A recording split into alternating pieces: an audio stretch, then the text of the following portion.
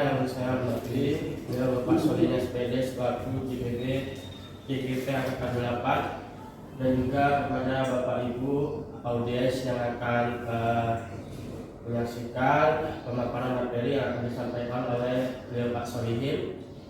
Nah, pertama-tama marilah kita berdoa puja dan puji syukur kita kehadirat Allah Subhanahu wa taala dengan ucapan alhamdulillah atas segala kenikmatan sehat sempat hingga kita dapat berkumpul di ruangan ini.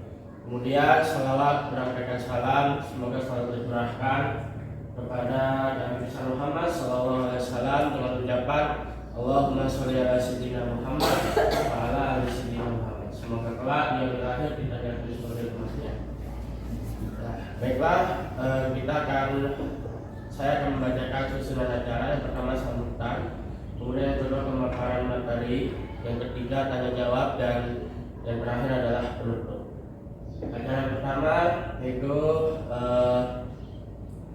sambutan oleh Kepala SMK Negeri Sini pada beliau Bapak Samsul Anwar SPDPD. Kami silakan.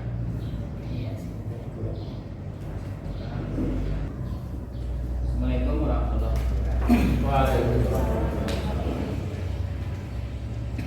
Hormati Bapak Ibu serta diseminasi budaya positif dari calon guru Pak Solihin. Kemudian dalam ini disebut Allahumma sholli ala sayyidina Muhammad. Mungkin penyampaian kita pada hari ini selaku kita sebagai rekan dan partner daripada Pak Solihin sebagai calon guru penggerak, tentu semuanya ini kita dukung.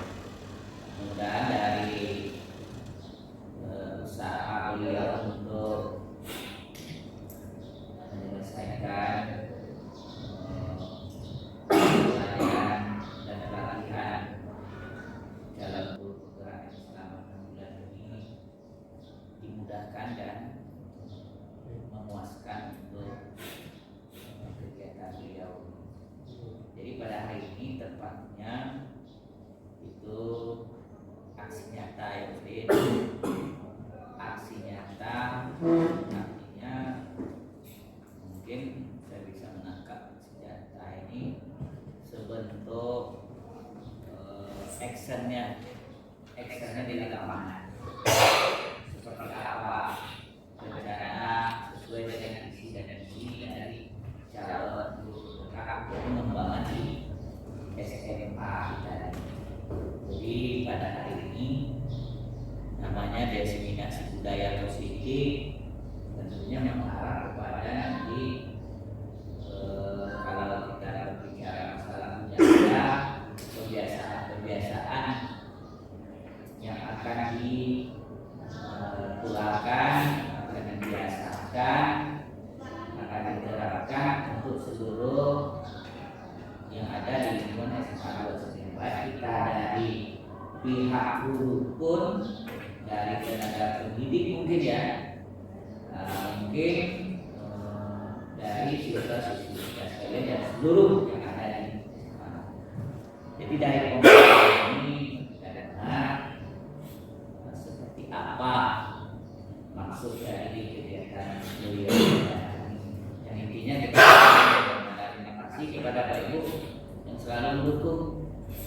Inilah pengembangan kita bangun ya, adanya pelatihan, pengembangan kompetensi diri dari seorang guru yang sepatutnya karena pengembangan ujung-ujungnya adalah untuk kemajuan dan pengembangan sekolah. Terima kasih. Assalamualaikum warahmatullahi wabarakatuh. Waalaikumsalam.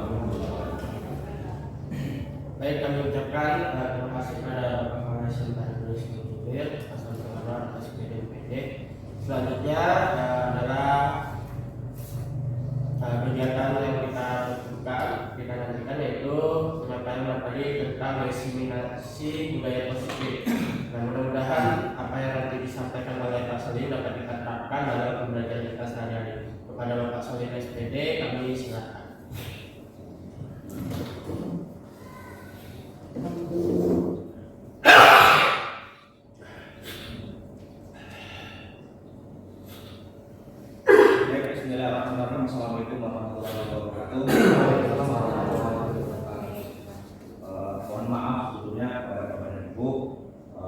Mungkin pada kesempatan kali ini sedikit saya minta waktu Bapak dan Ibu, di mana pada kesempatan kali ini saya akan melakukan aksi nyata mengenai tentang dimensiasi di gaya positif yang ada di sekolah kita. Di sini sebelumnya saya mohon maaf karena maksud saya menggurui di sini dan bukan maksud saya meminta Bapak dan Ibu untuk melakukan hal positif yang ada di sekolah. Namun setidaknya kita sama-sama belajar bagaimana sih budaya positif yang di sekolah, yang mungkin pada dasarnya budaya-budaya ini sudah pernah kita lakukan di sekolah kita. Kemudian dimensiasi ini bisa kita lakukan di sekolah guna untuk memperlancar kegiatan kita di sekolah, untuk meningkatkan komunikasi kita antara guru dan siswa, antara guru sesama guru. Jadi kita bisa memperbaiki kualitas pembelajaran kita bisa memperbaiki ataupun meningkatkan kualitas yang mungkin kita sudah lama tidak update dan sekarang kita update ulang untuk lebih bisa meningkatkan lagi kegiatan-kegiatan kita di sekolah. Dimensiasi budaya positif ini adalah modul pertama di bagian positif di bagian 1-4. Baik, sebelumnya Bapak dan Ibu guru, kita juga sudah mengenal nih sebelumnya Bapak dan Ibu guru.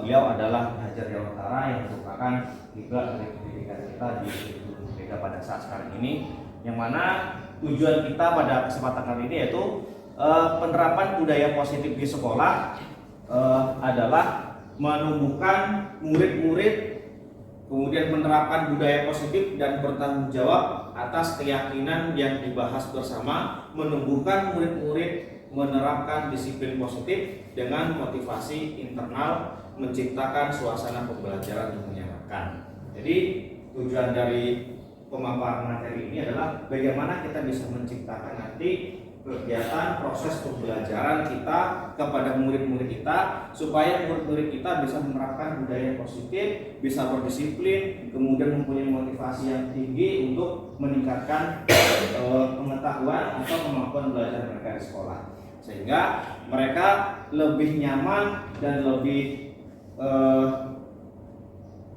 nyaman dan tidak merasa terbebani datang ke sekolah Bapak Ibu.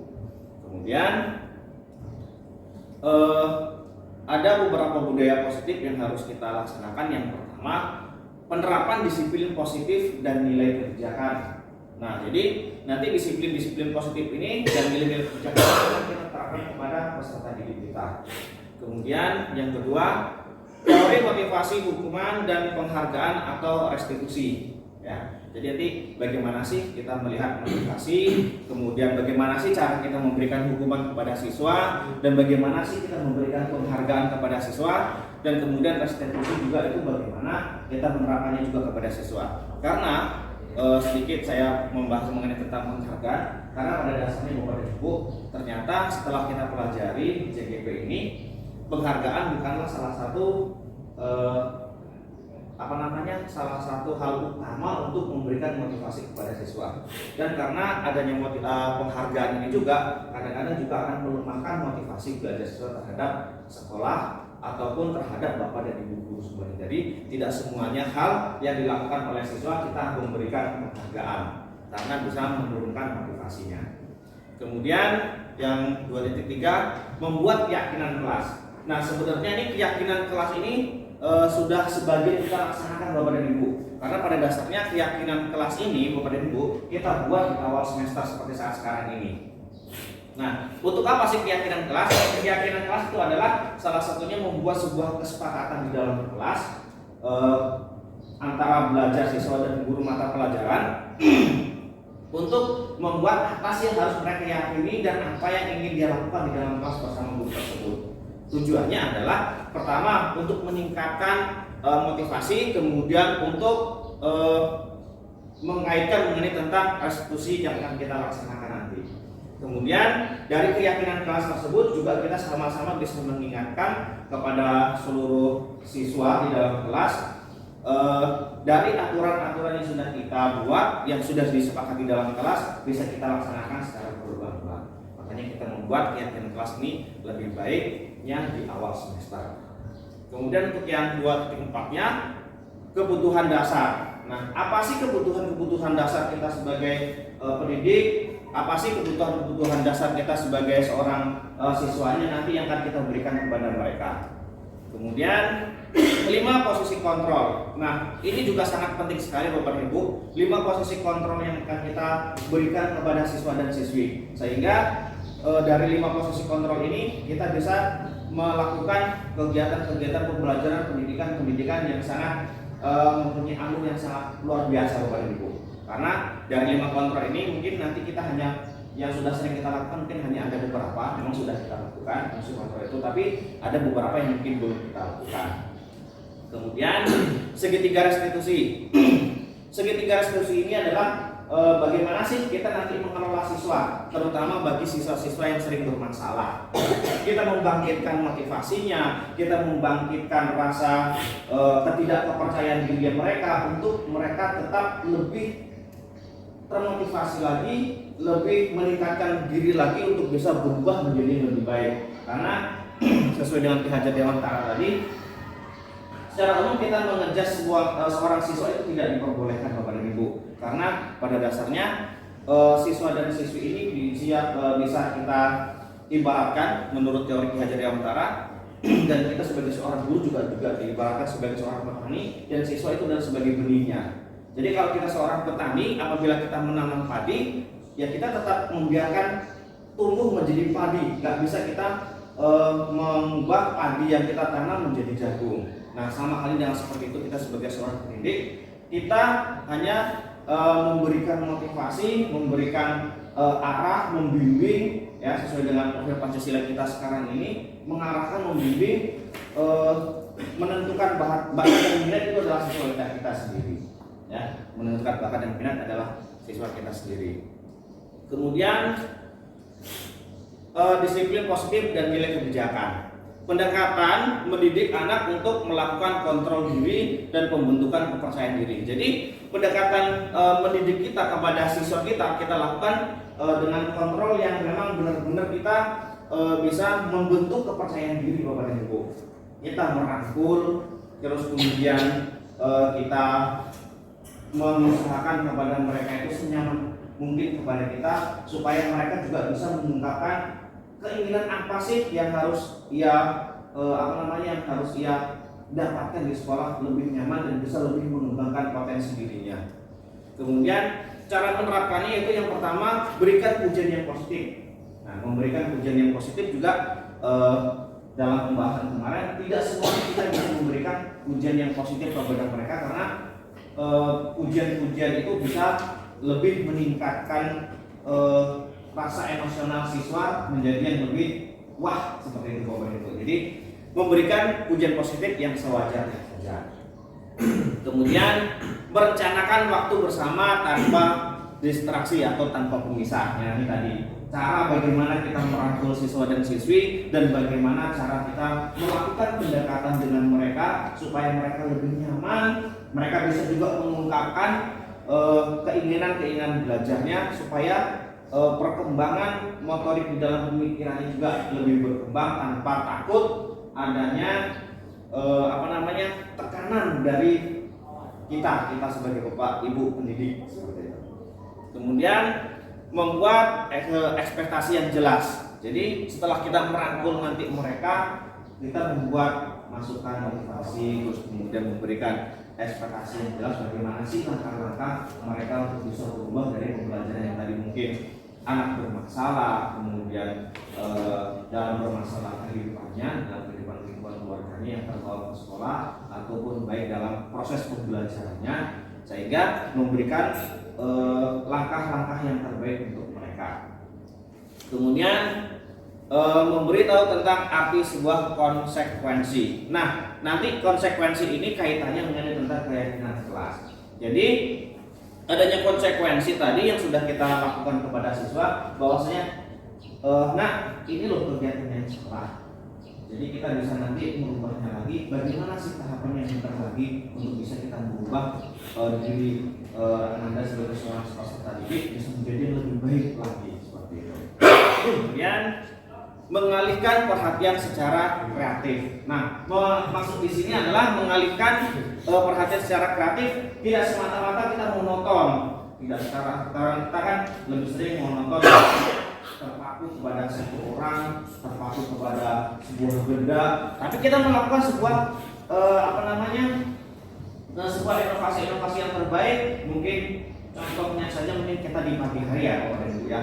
Di pagi hari kita sering bagaimana sih cara mengarahkan perhatian seorang peserta didik yang tadinya pagi kita setiap pagi mengumpulkan mereka secara menonton satu orang untuk mengumpulkan sehingga kita berteriak-teriak menggunakan mic. Nah, kita bagaimana berusaha mungkin salah satunya mungkin membuat sebuah kreasi dari pertama OSIS, mungkin misalkan membuat sebuah kreasi yang bisa ditampilkan pada hari misalkan pagi hari ini, sehingga ini juga merupakan salah satu mengalihkan perhatian siswa yang tadinya mungkin yang sering terlambat karena mungkin hari ini ada OSIS yang akan tampilkan seperti ini, ataupun ada kegiatan-kegiatan lain misalkan seni mungkin pagi ini tampil dulu seperti ini loh seni di sekolah misalkan. Jadi anak-anak termotivasi nih Bapak Ibu cepat untuk melakukan perubahan perkumpulan di sekolah kita sehingga waktu yang kita berikan pada saat pagi hari itu tidak makan. Kemudian nilai kebijakan. Nah, nilai kebijakan ini yang harus kita terapkan nih kepada siswa Bapak Ibu, adanya tanggung jawab, toleransi, kebahagiaan, keadilan, kesatuan, semangat, jujur, dan rendah hati. Nah, ini adalah nilai-nilai kebijakan yang mesti kita tanamkan kepada mereka. Dan kemudian juga adanya peduli, rajin, kebersihan, komitmen, percaya diri, gotong royong, tenggang rasa, dan disiplin. Nah, ini adalah nilai-nilai kebijakan yang memang harus kita tanamkan kepada seluruh peserta didik kita. Karena nilai-nilai inilah nanti yang akan membentuk karakter mereka. Kemudian yang ketiga, ini Bapak dan Ibu, yang ketiga ini adalah mengenai tentang keyakinan kelas. Nah, ini keyakinan kelas, alhamdulillah ini sudah saya lakukan di dalam kelas, memang sangat luar biasa Bapak dan Ibu dan efektif. Kemarin saya sudah melakukan ini di beberapa kelas yang sudah saya masukin.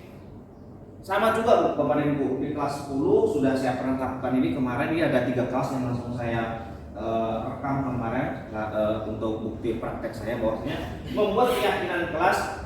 Contohnya kalau yang saya lakukan adalah pertama saya membagikan kertas terlebih dahulu, karena kalau kita secara umum nih Bapak dan Ibu, siswa dan siswi kita kan masih malu-malu nih, terutama kelas 10. Jadi saya membagikan kertas kepada mereka, terus kemudian saya hanya menyampaikan silahkan Anda semuanya untuk membuat keyakinan apa sih yang akan kalian inginkan selama satu pembelajaran kita dalam satu semester misalkan.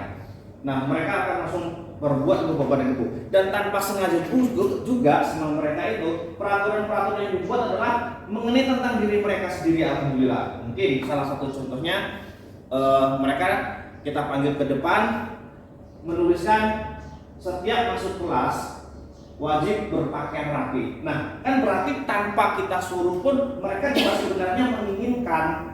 Hanya saja kita mungkin menyampaikannya mungkin secara monoton tadi sehingga mereka tidak termotivasi, sehingga tahunya mereka hanya disuruh aja. Tapi kita tidak bisa membagikan rasa bersalah mereka. Nah, di sini nanti akan kita bagaimana membagikan rasa bersalah seorang siswa itu.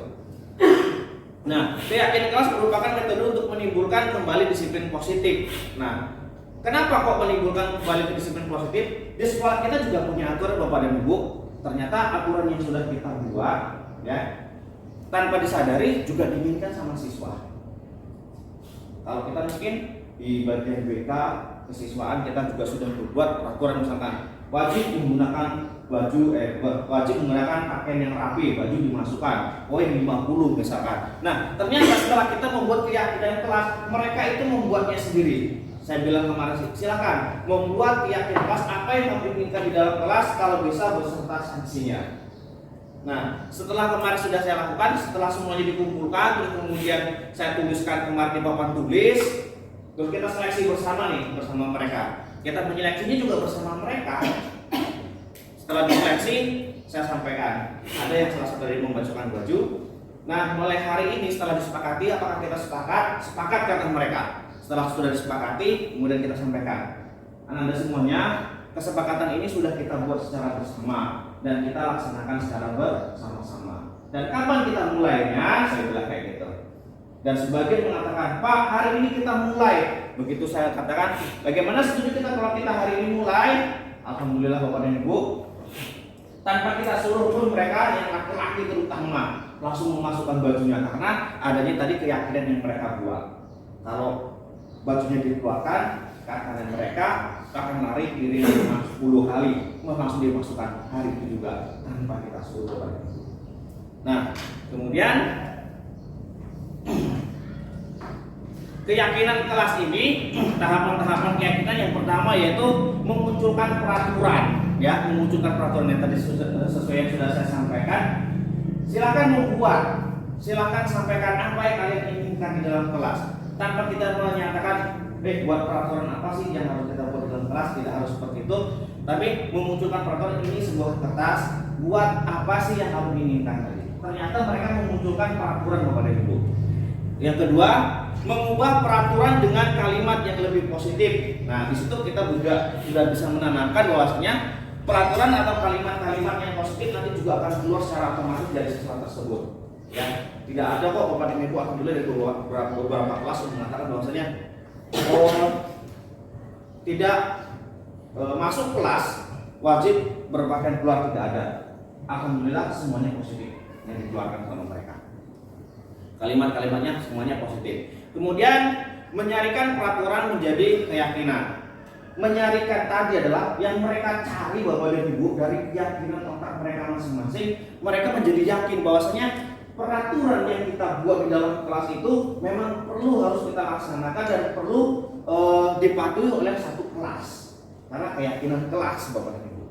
Nah, mereka yakin secara bersama-sama, mereka yakin. Jadi mudah-mudahan insya Allah setelah kelas yang pertama tadi saya sudah masuki dan saya hari pertemuan kedua saya masuki, memang benar Bapak dan Ibu, keyakinan kelas ini memang dilaksanakan. Karena pada akhir keyakinan kelas itu saya buat, saya minta kepada sekretaris untuk membuat dan dikirimkan 2 lembar, untuk saya 1 dan ditempel di dalam kelas 1. Dan menjadi keyakinan kelas itu menjadi acuan bagi mereka kapan kita masuk ke kelas tersebut dan dilaksanakan.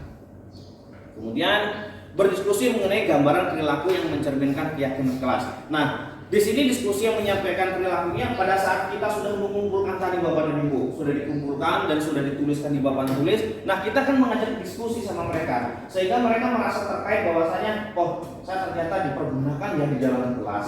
Oh, ternyata saya juga mempunyai keyakinan bahwa saya juga bisa membuat peraturan di dalam kelas.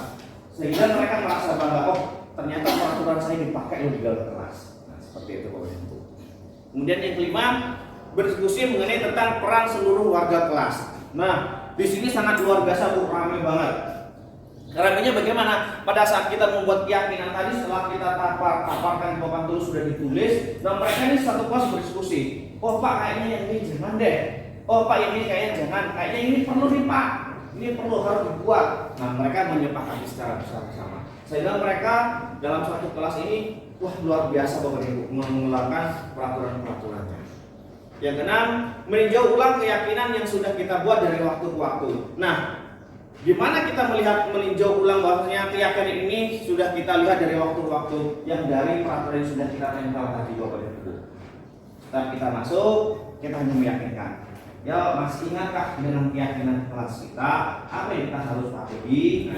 Nah, mereka secara otomatis mengingat apa yang sudah mereka lakukan, mengingat apa yang sudah mereka berikan, sehingga mereka terus melakukan perbaikan-perbaikan positif dalam diri mereka. Kemudian yang selanjutnya, kebutuhan dasar. Nah, dari keyakinan tersebut kita memiliki 5 kebutuhan dasar manusia. Karena pada dasarnya dari keyakinan kelas itu kita berdasarkan dari keyakinan ini Bapak Ibu, melakukan kesenangan. Nah, kesenangan ini yang didapat bagi mereka peserta didik kita, kesenangan, oh ternyata membuat peraturan itu tidak harus menggunakan poin saja Bapak dan Ibu. Karena mohon maaf ya Bapak Ibu, saya ulangi lagi bahwasanya keyakinan kelas ini kita berlakukan di dalam kelas berdasarkan mata pelajaran kita terlebih dahulu. Nah, berbeda dengan peraturan umum yang kita berikan kepada sekolah. Kemudian dengan kesenangan tersebut mereka tuh merasa bangga, senang banget terlibat dalam pembuatan peraturan, walaupun peraturan itu hanya berlaku di dalam kelas itu saja. Kemudian yang kedua, cinta dan kasih sayang. Nah, dengan adanya keyakinan tadi, mereka akan memberikan rasa respect kita antara siswa dan guru. Oh iya, kemarin saya sudah membuat keyakinan ini sama Pak Lihin, sehingga rasa tumbuh cinta dan kasih sayangnya bahwasanya nanti kalau saya melanggar akan seperti ini nih. Karena pada dasarnya yang memberikan hukuman itu bukan saya, yang memberikan hukuman adalah mereka yang tadi yang sudah mengusulkan di keyakinan kelas. Kemudian yang ketiga, kebebasan. Nah, kebebasan yang dimaksud di sini dalam kebutuhan dia adalah bebas dalam menentukan peraturan yang mereka inginkan, tapi halnya positif di dalam kelas. Makanya pada saat kita pada kita akan membuat keyakinan kelas, kita sampaikan terlebih dahulu, boleh bebas membuat peraturan di dalam kelas sesuai yang Anda inginkan. Mereka bebas tuh membuat peraturan. Pokoknya kita bayangkan aja lah Bapak dan Ibu, dalam suatu kelas itu ada 30 orang. Kadang-kadang satu orang ada yang membuat 3-4 peraturan kelas. Nah, itulah yang akan didiskusikan tadi. Sehingga kebebasan itu dan kasih sayang, kesenangan mereka tuh. Yang keempat, penguasaan. Nah, yang penguasaan inilah mereka akan menguasai peraturan-peraturan yang tanpa harus kita suruh hafalkan. Kenapa? Pada saat di depan sudah kita bacakan bersama, bahkan mereka ada yang ke depan secara sukarela, Pak, peraturan saya boleh nggak Pak saya usulkan? Silakan mereka buat dan mereka tulis di papan tulis dan semuanya membaca. Sehingga mereka menguasai apa yang menjadi peraturan di dalam kelasnya. Yang kelima, bertahan hidup. Ini mungkin bagi kita sebagai manusia bertahan hidup sama halnya berarti di dalam kelas. Ya, di dalam kelas bertahan hidup maksudnya adalah mereka tetap bertahan di dalam kelas tanpa adanya tekanan, tanpa adanya hal-hal yang mungkin membuat mereka tidak nyaman di dalam kelas. Kenapa? Karena mereka yang membuat peraturannya sendiri di dalam kelas. Kemudian 5 posisi kontrol ini Bapak dan Ibu, mungkin ini sudah banyak kita lakukan bersama Bapak dan Ibu. Ada 5 posisi kontrol. Yang pertama adalah menghukum. Ya, penghukum. Kita memberikan hukuman kepada seorang siswa mungkin hal-hal yang wajar. Ini sering juga kita sering lihat memberikan hukuman, yaitu memberikan hukuman yang wajar yang sifatnya mendidik. Itu kita memberikan hukuman kepada mereka. Yang penting sifatnya mendidik. Kemudian yang kedua, membuat rasa bersalah. Nah, ini yang mungkin sering atau sangat susah kita melakukan, karena pada dasarnya membuat rasa bersalah kepada siswa tadi, kalau kita face to face tuh mungkin kalau yang tidak terbiasa mungkin sangat luar biasa susahnya Bapak Ibu. Karena memang membuat rasa bersalah ini membutuhkan kesabaran dari kita terlebih dahulu, karena harus menggunakan beberapa pertanyaan biar bagaimana sih siswa itu bahwasanya dengan pertanyaan yang kita berikan dia tuh merasa bersalah sendiri gitu. Kemudian teman, ya, membuat mereka sebagai teman, ya. Tapi mohon maaf, walaupun kita mengajak mereka sebagai teman, tapi jangan lupakan bahwasanya kita juga harus mempunyai batasan-batasan antara kita sebagai seorang guru atau seorang pendidik dengan seorang siswa. Fungsi dari pembuatan teman ini tadi adalah supaya mereka juga mengerti apa yang kita inginkan dan kita juga mengerti apa yang mereka inginkan, seperti itu. Kemudian yang selanjutnya adalah pemantau. Nah, fungsi kita adalah memantau. Setelah kita menjadi teman, kan mereka asik tuh bersama kita. Nah, kita pantau. Nah, dari pertemanan kita sambil memantau, sambil memberikan masukan-masukan kepada siswa supaya siswa tersebut itu bisa berubah. Kemudian yang kelima adalah manajer. Kalau penghukuman secara ringan tadi mendidik sudah kita laksanakan, juga belum. Kemudian pembuatan rasa bersalah juga masih juga belum berubah. teman, kita sudah mengajak dia sebagai teman kita, menjadi seorang teman kita, masih juga belum berubah. Setelah kita pantau juga, oh ternyata sudah kita pantau menjadi teman sudah, menjadi pembatasan bersalah juga sudah, kemudian penghukuman juga sudah. Nah, baru kita menggunakan fungsi manajer kita, Bapak dan Ibu guru. Fungsi manajer kita adalah apa? Kembali ke peraturan sekolah tadi. Kembali ke peraturan sekolah, seperti apa yang harus kita lakukan, seperti tahapan yang sudah kita persiapkan. Misalkan, oh ternyata dari yang sudah tadi laksanakan, dari yang sudah kita lakukan rasa bersalah tadi, kesalahan-kesalahan itu kita hitung dengan poin yang sudah kita tentukan di sekolah kita. Itulah fungsi manajer. Kemudian segitiga restitusi, ini Bapak dan Ibu. Proses menciptakan kondisi bagi murid untuk memperbaiki kesalahan mereka sehingga mereka bisa kembali pada kelompok mereka dengan karakter yang lebih kuat. Maksudnya di sini adalah menciptakan kondisi siswa kita untuk bisa lebih meningkatkan diri dia, kemudian bisa meningkatkan keyakinan dia untuk bisa berubah menjadi karakter lagi. Kadang-kadang kan kita sering nih Bapak dan Ibu mengatakan dari sebuah kondisi murid tersebut, kondisi siswa kita tersebut lagi tertekan, tiba-tiba kita gas juga. Nah, ini yang membuat karakter mereka akan semakin lebih turun. Apa itu segitiga restitusi? Yang pertama yaitu menstabilkan identitas Bapak dan Ibu. Kemudian yang kedua adalah validasi tindakan yang salah, dan yang ketiga adalah menanyakan keyakinan. Kita bahas Bapak dan Ibu. Segitiga restitusi adalah membantu murid menjadi lebih memiliki tujuan, memiliki kedisiplinan, berpikir positif, memulihkan dirinya setelah berbuat salah. Ya, jadi dengan segitiga restitusi ini menstabilkan, kemudian validasi tindakan yang salah, menanyakan keyakinan, salah satu untuk meningkatkan mereka disiplin dan positif.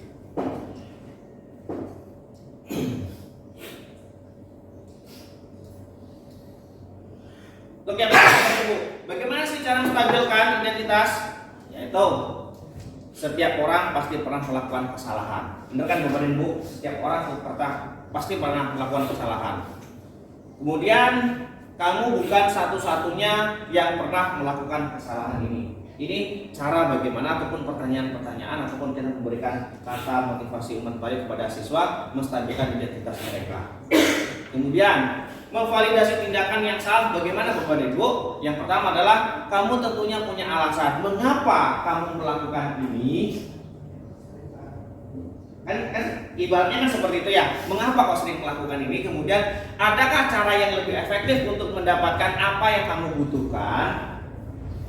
Ya, jadi ini adalah salah satu mungkin pertanyaan-pertanyaan pemantik untuk bagaimana siswa bisa memvalidasi tindakannya bahwasanya tindakannya itu salah gitu loh. Yang ketiga yaitu menanyakan keyakinan. Bagaimana menanyakan keyakinan? Kelas yang telah disepakati tadi. Nah, keyakinan kita tadi yang di dalam kelas. Selanjutnya, kamu ingin menjadi orang yang seperti apa? Nah, nanti mereka kan masing-masingnya itu berbeda-beda tuh. Saya dari ini dan itu dan segala sesuatunya.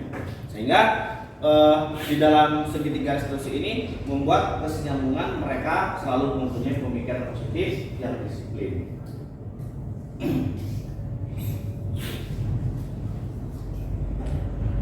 Ini alhamdulillah sudah pernah saya laksanakan kepada Ibu. Kalau buat hanya sampel, ya, menstabilkan identitas dari pertanyaan-pertanyaan yang sudah kita persiapkan untuk mengubah identitas anak dari orang yang gagal karena melakukan kesalahan menjadi orang yang sukses. Banyak nih Bapak dan Ibu di sekolah kita.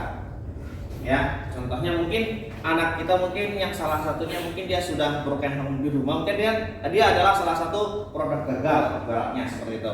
Sehingga kita memberikan keyakinan, menjadikan pemahaman sehingga dia dari kesalahan yang dia buat menjadi kesuksesan. Anak yang melanggar peraturan karena sedang mencari perhatian adalah anak yang mengalami kegagalan. Dia mencoba untuk memenuhi kebutuhan dasarnya, namun ada benturan. Benturannya adalah dari mungkin lingkungan teman dia, di lingkungan sekolah. Nah, ini cara menstabilkan identitas diri. Kemudian cara meyakinkan anak yang pertama adalah berbuat salah itu tidak apa-apa. Berbuat salah itu tidak apa-apa, ya. Cuman nanti kan kita ada pertanyaan kedua. Tidak ada sih manusia yang sempurna. Tidak ada manusia yang sempurna. Kemudian kita bisa menyelesaikan masalah ini. Nah, dari ketiga pertanyaan ini saja mungkin anak sudah bisa berkembang atau sudah bisa memberikan kembali kepada kita. Berbuat salah itu tidak apa-apa. Berarti dia sudah merasa ya, ini berbuat salah sebenarnya tidak apa-apa. Cuman hanya saja nanti tindakan tidak ada yang sempurna, sehingga dia juga merasa bahwanya bukan hanya dia saja yang melakukan kesalahan. Kemudian setelah itu baru kita membuat penyelesaian. Harus ada penyelesaian di akhirnya. Terus kemudian validasi tindakan yang salah. Setiap tindakan kita dilakukan dengan satu tujuan, yaitu memenuhi kebutuhan dasar. Kalau kita mengalami kebutuhan dasar apa yang mendasari sebuah tindakan, kita akan bisa menemukan cara-cara paling efektif untuk memenuhi kebutuhan tersebut. Meyakinkan. Nah, sekarang kita meyakinkan kepada Ibu. Teori kontrol menyatakan bahwasanya kita pada dasarnya termotivasi secara internal ketika identitas sukses telah tercapai dan tingkah laku yang salah telah divalidasi. Kemudian anak akan siap untuk dihubungkan dengan nilai-nilai yang dipercaya dan berpindah menjadi orang yang dia inginkan. Pernyataan-pernyataan ini menghubungkan keyakinan anak dengan keyakinan kelas dan keluarga.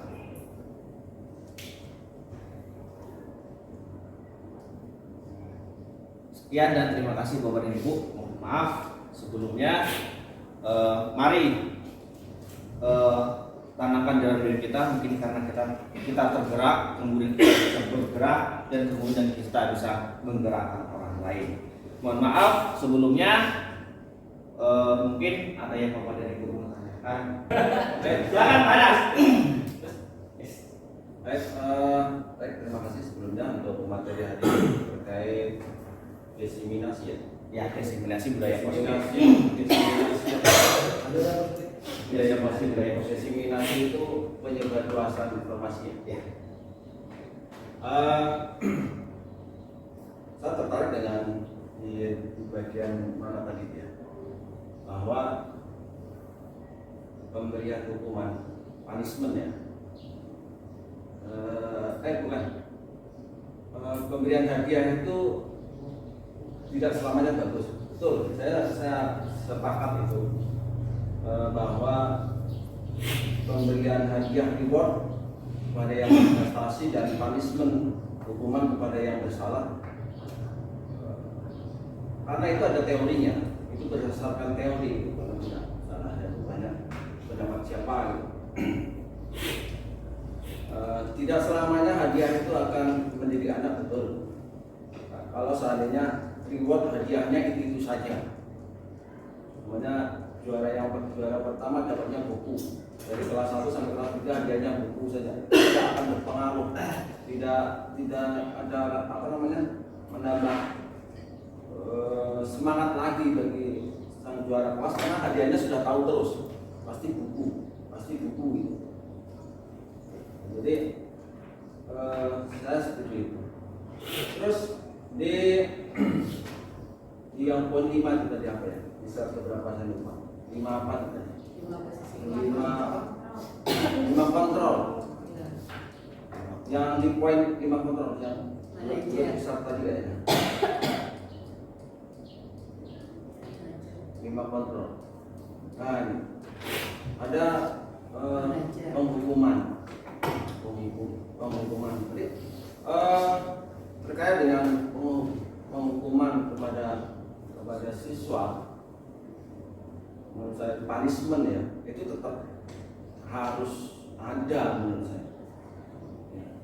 Harus tetap ada. Kapan anak itu mengetahui bersalah? Kalau hanya dikasih tahu gitu saja, tidak ada titik jerah. Yang perlu di garis bawah itu titik jerahnya itu. Kalau seandainya dia membuat sebuah kesalahan, maka ada punishment, ada hukuman.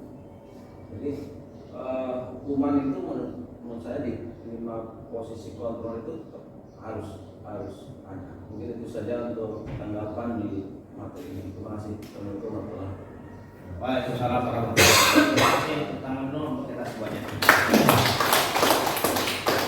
Baik, terima kasih Pak Soda. Memang benar sih sebenarnya penghukuman itu tetap ada. Cuman yang ditekankan di sini yaitu pemberian hukuman yang sifatnya mendidik tapi membuat mereka kesal. Mungkin ada Bapak Ibu guru yang lain. Nah, Bu Titik. Assalamualaikum warahmatullahi wabarakatuh. Terima kasih atas pemaparan ilmu tentang diseminasi budaya positif yang disampaikan oleh Pak Sohib. Baik, saya tertarik dengan materi yang tentang keyakinan kelas. Nah, benar yang disampaikan oleh Pak Solihin, saya setuju kalau kita akan melakukan sebuah aturan dan sanksi itu harus kita sepakati bersama dengan peserta didik kita. Namun seringnya yang terjadi itu di dalam kelas yang saya pernah lakukan itu rasa malu terhadap aturan dan sanksi yang sudah dibuat itu. Ada sebagian peserta didik yang tidak ada rasa malu, Pak, jadi tetap melanggar. Nah, menurut Pak Solihin, bagaimana trik atau cara untuk mendekati anak yang sebagian kecil itu? Baik, terima kasih Bu dan Ibu. Bu Titik, terima kasih atas pertanyaannya. Nah, salah satunya adalah dari keyakinan kelas dan ada beberapa orang siswa yang mungkin merasa lebih malu ya Bu Titik ya. Nah, caranya adalah kita menggunakan segitiga restitusi ini tadi Bu Titik. Nah, yang ini Bu Titik.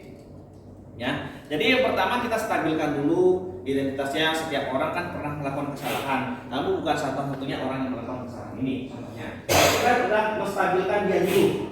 Kalau dia merasa sudah stabil, baru nanti kita masuk kedua, validasi tindakan yang salah tadi, ataupun mereka yang punya rasa malu ya, jadi memberikan keyakinan lagi bahwasanya dari kamu tentu punya alasan mengapa kamu melakukan ini. Nah, mungkin ini sekarang nih, begitu ya. Kita lakukan maksudnya. Terus kemudian, apakah cara yang lebih efektif untuk mendapatkan apa yang kamu butuhkan? Sama dengan tadi, kan tadi saya mau bukti anaknya malu, tak melakukan peraturan gitu ya. Atau bagaimana tadi bukti? Maaf. Tidak punya rasa malu. Tidak punya rasa malu. Tidak punya rasa malu di dalam kelas. Ya pastinya seperti ini tadi buat pada Ibu. Nah, keyakinan kelas. Pertama kita katakan dulu keyakinan kelas kan tadi Bu Titi udah membuat ya Bu Titi ya. Udah dibuat sama Bu Titi keyakinan kelasnya yang udah sepakati. Nah, itu yang kita ingatkan dari dulu kesepakatan kelas kita. Nah, terus kemudian kamu ingin menjadi orang yang seperti apa? Ya, mungkin ya pertanyaan ini kalau menurut saya ini 2 pertanyaan ini memang sangat luar biasa sih.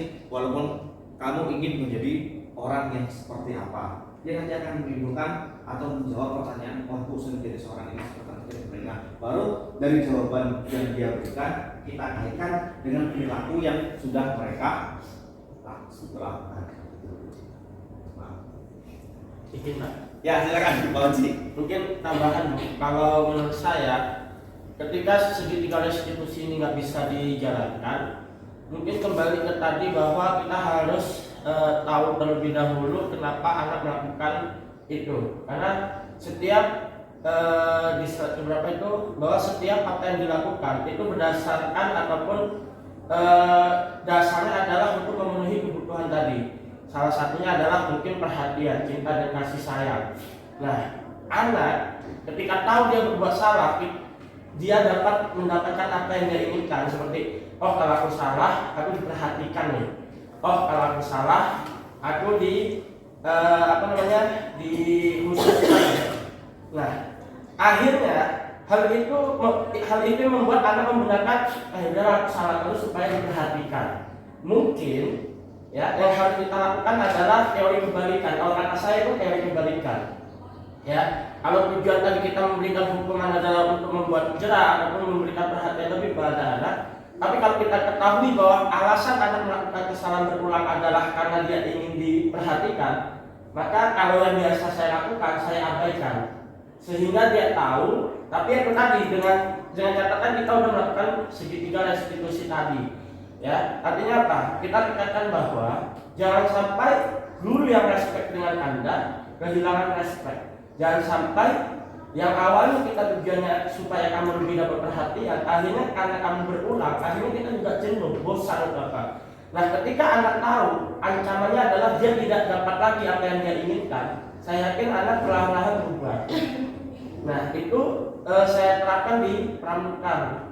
Itu. Dan alhamdulillah ya memang nggak semua anak itu bisa kita gitukan. Lagi-lagi itu ada sebagian kecil anak yang memang sangat istimewa. Mungkin saking dia tidak dapatnya keinginan dasar dia di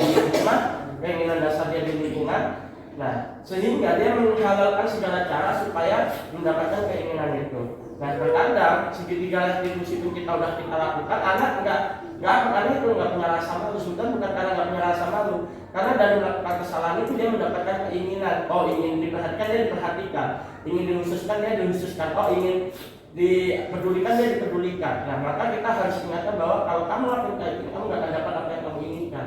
Nah, mungkin itu kalau kata saya itu teori kebalikan. Nah tapi lagi-lagi dengan catatan kita udah melakukan yaitu tadi restitusi segitiga restitusi, kemudian kita udah melakukan 5 posisi kontrol dan sebagainya. Terima kasih. Terima kasih. Tepuk tangan untuk kita semua. Jadi alhamdulillah dalam posisi kontrol berarti ya Bapak Ibu saya tambahkan sedikit dari mungkin sebuah penghukuman pembuatan rasa bersalah, mungkin salah satu teman ini adalah bagaimana kita mengkhususkan mereka untuk bisa kita berikan masukan-masukan lagi karena mereka sudah menganggapnya sebagai teman. Tapi itu tadi kita bisa menganggap mereka teman tapi dengan batasan-batasan bahwasanya kita tetap menjadi seorang guru atau seorang pengajar, memberikan harus ada sedikit pemisahan antara siswa dan guru. Ya, terima kasih. Demikian yang bisa saya sampaikan. Mudah-mudahan bermanfaat dan mudah-mudahan bisa menjadi keyakinan bagi kita dan bisa memberikan hal-hal yang positif lagi bagi kita dan memberikan perubahan di dalam sekolah kita. Sekali lagi terima kasih saya ucapkan kepada Bapak Ibu guru yang sempat hadir hari ini. Saya akhiri wabillahi taufiq wal hidayah. Assalamualaikum warahmatullahi wabarakatuh. Baiklah, itu tadi pemaparan materi diskriminasi budaya positif oleh Pak Solihin SPD yang mudah-mudahan dapat mengingatkan kita kembali terkait dengan bagaimana kita mengelola sebuah kelas, mengelola suatu sekolah yang tentunya nanti dengan harapan agar anak itu bergerak dan juga menggerakkan atas keinginan sendiri tapi bukan atas paksaan. Mungkin itu aja, kurang lebihnya saya mohon maaf. Mari kita tutup acara kita dengan bacaan hamdalah bersama. Alhamdulillah. Dari saya cukup sekian, saya akhiri. Assalamualaikum warahmatullahi wabarakatuh.